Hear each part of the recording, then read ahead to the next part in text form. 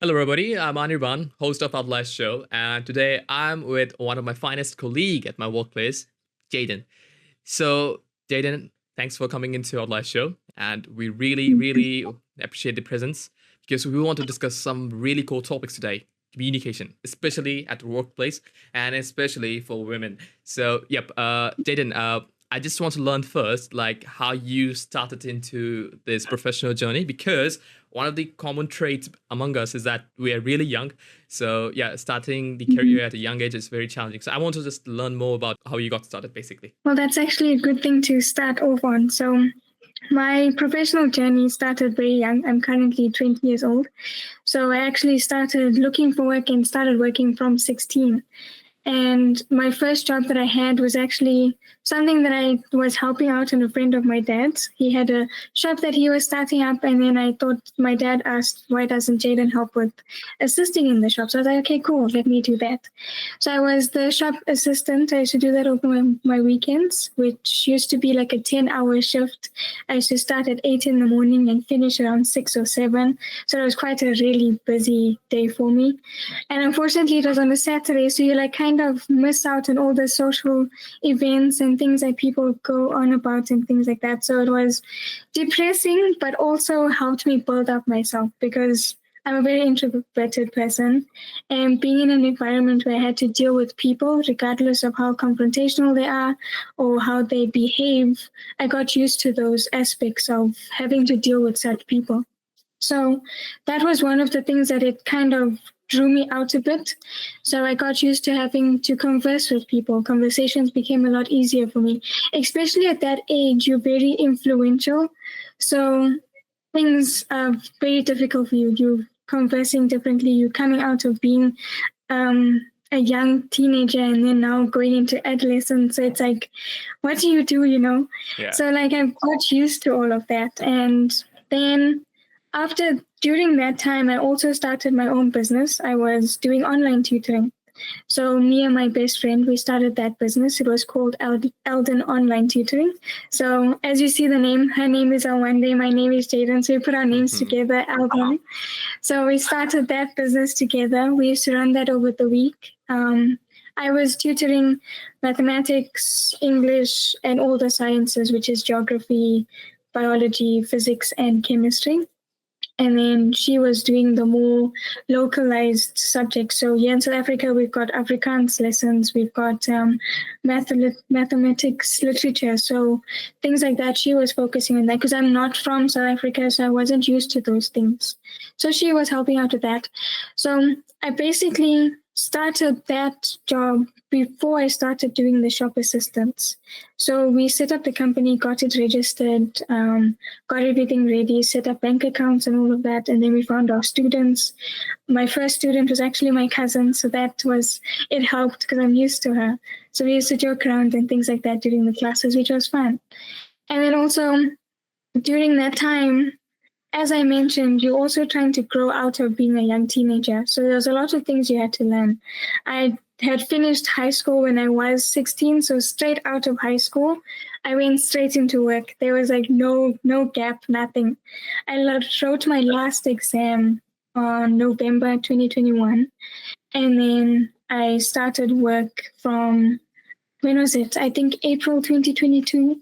So there was like no gap there for rest. I just got on with it.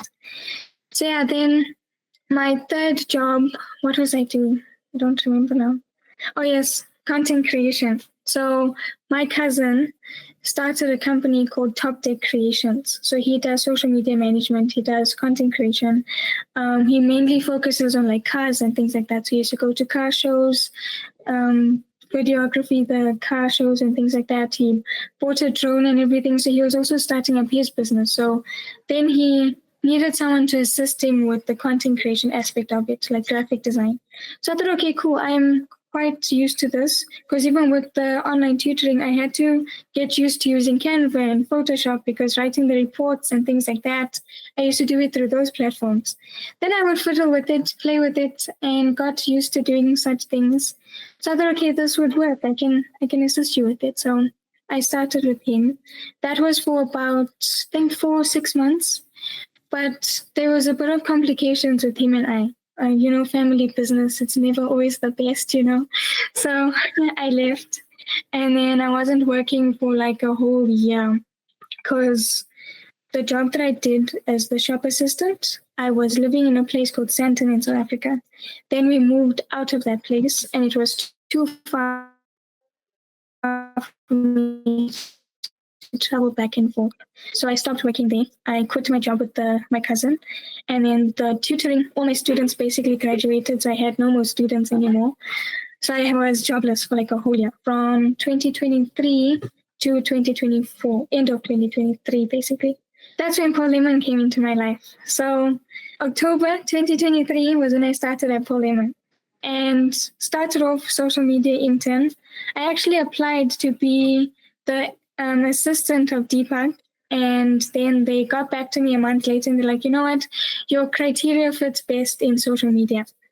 So I started as a social media intern. That was for 3 months. So from October to February. And no, actually, November. I started the 7th of November. And then 3 months later was February. So then from then, they promoted me over to being the head of the social media. So I managed that. And then during that time, also social media was very, very slow. So we didn't have a lot of clients. We only managed 2 clients' profiles. And our operations director said to me, Jayden, you need to find something else to do in the company because if social media is going to be this slow, there's not going to be much work for you to do and we might have to let you go. So we were trying to come up with something for me to do. And then I used to converse with the clients. So because I'm on the external side of social media, we deal with all the clients. So I used to have meetings with them, used to chat with them about the updates and things. And she thought, okay, you would actually fit better in account management, which I personally don't think I do.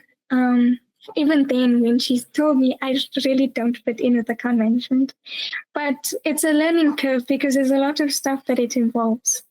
So even I thought about it for a bit and I thought, okay, let me do it because I also didn't want to lose my job. I am trying to build up my life as a young adult. So you don't want to now have something that breaks that growth of yours, So I thought, okay, let me do it. And when I did my training, that was for about 2 or 3 months, did the training with Deepak. And we went through it together and I'm still there now currently. So with the account management, there's quite a lot that it involves. Like too much, in fact. Yeah. So the main thing that it involves is client communication. And when you work in a field where there's no guarantee on correct marketing for those clients, it becomes difficult. Yeah. So to give an example, right, you have a client who's looking for a specific amount of leads, you can't guarantee how well their business is needed, So it's in between having control over what you're doing and not having control over what you're doing. So that's where the complications come in with it. So I'm not someone who likes confrontation. I'm not someone that likes dealing with people who are shouting and angry with me. I'm a very quiet, soft person. So having to be thrown into something like that was the hardest part about account management, because immediately from the start, I had clients who were already not happy with us. So it was like, how can I combat this? And in that process, because it's now been 7 months, nearly a year that I've been in the company, actually. So in that process, there's a lot that you learn. And it helped me to also grow my communication skills because I now know how to adapt to situations like that. So difficult situations, I now know how to deal with it. Communication, if someone is like really angry, you have to learn to address all their concerns. Because sometimes when you put in that situation, you freeze and you don't know what to say to them. Like, it's okay, I know that you're angry with me, but what do I say to you, So you learn what to do or how to respond to such situations, which helps in your personal life as well, because you also get into situations like that at home. You might do something that irritates someone, or you go and do something else that makes someone really angry, or you say something to them and they might be sensitive about it, So you deal with those situations at home as well, or with people around you. So having to learn to adapt to that and address all the issues and make sure that you basically build up that peace one against each other or with each other. It's a very good thing that I developed from being in account management. And it might be the only thing that I think has helped me a lot in my personal life as well as in my work life, because it was very intimidating for me. Like I said, I'm a very soft-spoken person. I don't like confrontation. So in the beginning, I used to literally just freeze. And I used to apologize, like continuously just be so apologetic. And then I realized that it's not our fault, so this is what's going on. Yeah. If your business is not needed in that area, nobody's going to come to you, Yeah. So it's not my fault that that's the case. So why am I apologizing to you? Yes, we couldn't get you the leads, but why am I apologizing to you? So you learn also how to address things properly, more in a professional manner as well, because you can't take the blame for things that you didn't have control over, which then also comes across as you being weak. And those people then view you that way and don't have that mutual respect for you, because you come across as this young child who doesn't know anything, and is just going to apologize for everything. And like you said, you and I have that common ground where we're both very young, trying to grow ourselves up. So it was difficult, but I think where I am currently helps a lot, because I learned a lot during that time. During my training, I'm still learning how to deal with difficult situations. Not everybody's situation is the same, so you're going to have different occurrences that happen with them that you have to deal with. So that's basically been my journey when it comes to work and professionalism, and how I basically learned how to take on new things. So yeah, that's been that. All right, that's great actually, and very interesting for me as well, because some of the things actually matched with my actual journey as well. Because I also used to be a shop assistant as the first thing that I Yeah. did at my cousin's store, and then I also worked at my actual mom's store as well. And after that, we Mhm. did start a business with my friends, which didn't work out, but still there were a couple of Mhm. conflicts with the friends. So yeah, that situation was there, and then come like, okay, I'm just doing this corporate parliament work. So definitely Yeah. a couple of similarities. And as you mentioned that as you started really early, and you did had the natural instinct of being soft spoken, and it's very Mhm. normal, because when I also joined, I used to like be kind of that, oh, there's no force, there's no power in the voice, and you would Yeah. always be very kind of like meek. So what specifics had helped you to just navigate that, especially like at my environment, at least like in our culture, is that many people keep that trait, especially girls. Why? Because I think naturally after the puberty or the adolescence, the natural shyness that comes with girls, they never get to like get over that because of the overall society and the patriarchal hierarchy that still exists. So for you, how's it been? Like, how did you, like, let's say, consciously try to get out of that and improve your communication and speak just more a bit? So I think it comes from realizing that if you don't speak your mind, you're not going to get across what needs to be done.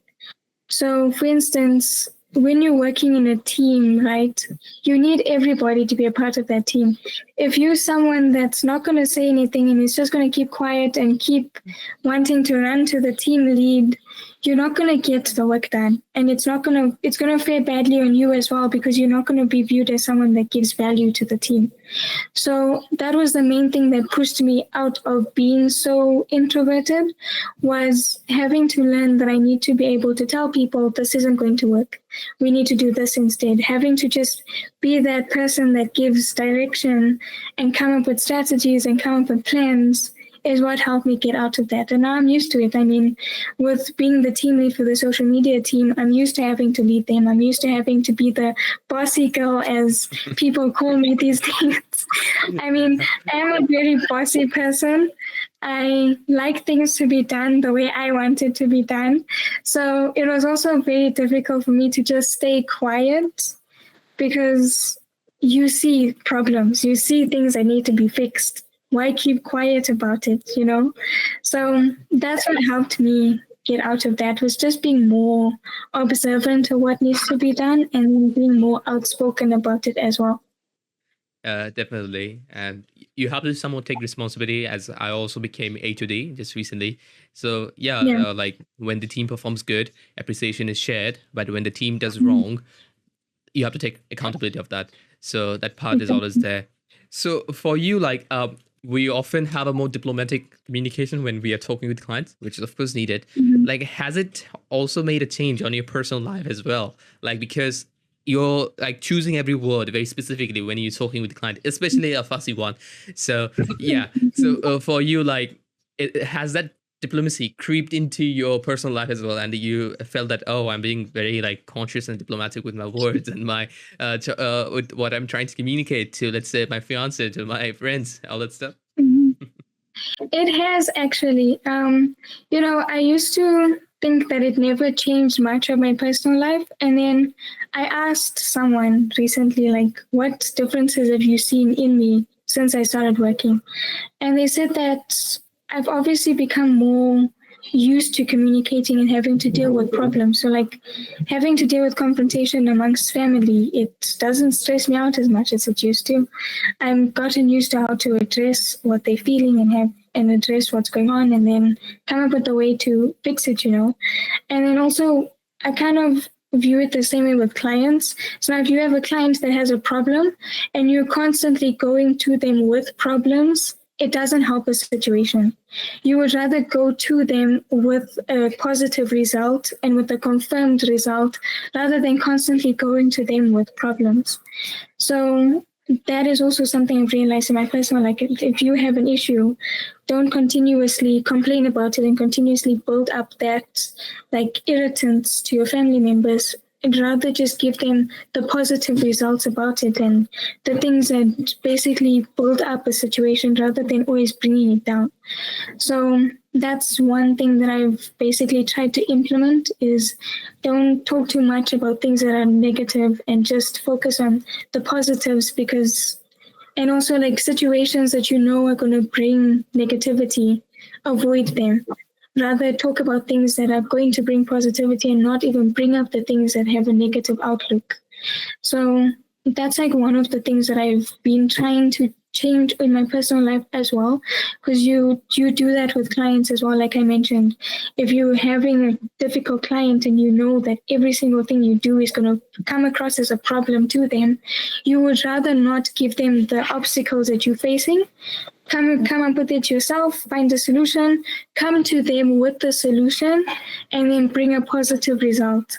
Don't come to them with the challenges, you see. So I think that's one of the things that's basically come out of my work life and being thrown into my personal life as well. Great. So yeah. So yeah, I also try to like communicate this principle to my friends and family, that imagine you're at the dinner table and you spilled Mm-hmm. something. So do not be like, oh, I'm so bad, I'm so sorry that I did that. Just move on, man, and just fix it and just like rub it off. So yeah, I'll just look into like, okay, what's the next action that will just drive positive results. So I definitely do agree on that. So yep, let's specifically look into the account management part a bit more. Like, let's say 3 communication advice or even more that you've learned from account management, specific communication advice for anybody. So specific communication advice would be keep your professionalism to a high. So you must have a standard for yourself and you must keep to that standard, because if you become too comfortable, you lose that professionalism.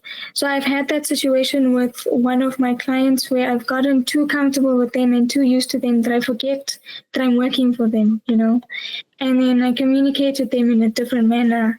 So you need to be able to remember that these are people that came to you for business. They didn't come to you to become your friend. So even though you need to be friendly and you need to come across as this sweet and happy person, you need to keep that respect that they have for you as someone that's working for them. So the main communication thing that I would say is like if they come to you with problems, make sure you address every concern. Make sure you be on the same level as them as well. So if they are frustrated at something, don't take it as an opportunity for you to keep on apologizing to them for it, because they're going to feel like, okay, this was Jayden's fault, or Jayden doesn't know how to deal with this, or something like that. So you have to keep to the same level as them as well, because like I said, you're working in an industry where you don't have control over what happens with campaigns. So you shouldn't take it in a manner where they feel as though you should have done this. Why wasn't this done? We must be on the same level where we don't have control, and we unfortunately this wasn't the outcome of it, but that's all we could have done. We've done this much work for you. We've changed these strategies. We've changed the entire campaign. We've done everything that we could. So that's another thing. Don't be too apologetic. It's the main point of that, because they view you as a weak link in the team, basically. You must always keep to a standard where you view yourself as higher than them as well. Because again, you're an account manager. You're managing all the campaigns. You're managing all the work that's been done. You're overlooking everything. You're managing the meetings. You basically the front person to the entire company. So don't bring yourself down, rather lift yourself up. Because if you are going to be the front for the entire company and the face of who they see first, you would rather have that professional mutual respect for yourself as well as they should have for you. So that would be my main communication skills that I would give to people if they were going to work in the same industry. All right. And what is one couple of most communication advice that you've heard? So the most communication advice that I've had is addressing every concern. So I have this problem where I focus on one thing and don't focus on the rest. So it's like, okay, let's focus on the main problem and the massive problem that they brought up constantly, and then leave the small things. So now that is wrong. You need to be able to focus on every single issue that they bring up, regardless of how small it is. Yes, there's priorities, and yes, there's urgent things that need to be done, but make sure you address every single concern that they have. Because if you don't, they're going to feel unheard, and they're going to feel like you don't really pay attention to what they're saying. So you have to always make sure that you address everything. So that's something I'm still working on currently, because I do have this habit of just taking the main issue and wanting to deal with that first before I deal with the other small things. But you don't realize that those other small things add up to the big problem. Even with personal things, if you're having a constant issue with someone, you don't realize that the small things that you do also contribute to the big problem that they have with you. So deal with the small things, work on those until you can manage the big problem that they have. So that's the one communication advice that I get all the time. I definitely agree on that. So, do you like coffee or tea? I prefer tea, actually. Yeah, that's the only thing that then we are opposite at. All good. Yeah, we can wrap it there with just one last thing. Where do you see yourself, let's say in the next 5 years? So, what's your future plan? 5 years, that's a long time. Oh my goodness. Okay. So, right now I'm only focusing on the present, because I'm getting married in 47 days. I'm literally counting down 47 days. So it's okay, let's focus on the present and then see what happens thereafter. But when it comes to work, obviously, as much as I can progress and as much as I can grow in this company, that's where I see myself. Even if I'm staying in account management, as long as I have that high standard of myself and I make sure that I do the utmost best at my job, that's all that I have planned for the rest of those 5 years that you mentioned. Yeah. So yeah, that's me. I'm not someone that basically plans out my life for the future, but rather focuses on what's happening right now. So yeah, that's actually a unique perspective, because I'm more of a guy I planned it out. I'm more I have to plan it out, and if let's say my mom tells me to clean your room, I take a pen and paper. I specifically choose. I have to clean the desktop. I have to clean this microphone stand and all that. I make a huge checklist and okay, at this time I will clean this, and so I'm that kind of over planning guy. But still, it's good to see that I'm also in motion and you're also in motion. So it's just not like on one thumbs rule. It's just that, okay, you just have to act. And so you're acting accordingly and I'm also acting accordingly and we're congruently going. So all good. Nice to hear that that's your plan. Not to say a plan, but more like, oh, this is the principle that you're following. But I do like, I'm curious, like for the marriage part, as you've earlier shared, like you're gonna do the white marriage plus the Indian marriage, or like how are you planning it? So it's going to be just a traditional white marriage. I literally cannot be able to do an Indian wedding because that's going to be like an entire week of the wedding ceremony. I can't deal with that. Nothing against the culture and everything because I'm also part of that culture. But it's like, no, I'd rather keep it simple. Let's go with the traditional wedding, my white dress and the tuxedo for my fiance, and that's it. Oh, no, I understand that simplicity is good. Like I just yesterday went to a marriage and I myself was like, Mom, like who's gonna handle this? Like I'm so busy. Yeah. Come on. So yeah, of course it's a different thing. Each and every person might have a different perspective. All good. Thanks, Jayden, for all the insights. I hope anybody listening to it might have an understanding of how to communicate in general. And of course, we discussed more in terms of like client and that kind of communication. But imagine that you're having a confrontation with your friend and think of him as a client, and you can always deal with the same principles. So principles are the same. The scenarios might be different. Thanks for coming in, Jayden, and for the people listening to it. So, yep, we hope to catch up later. Bye.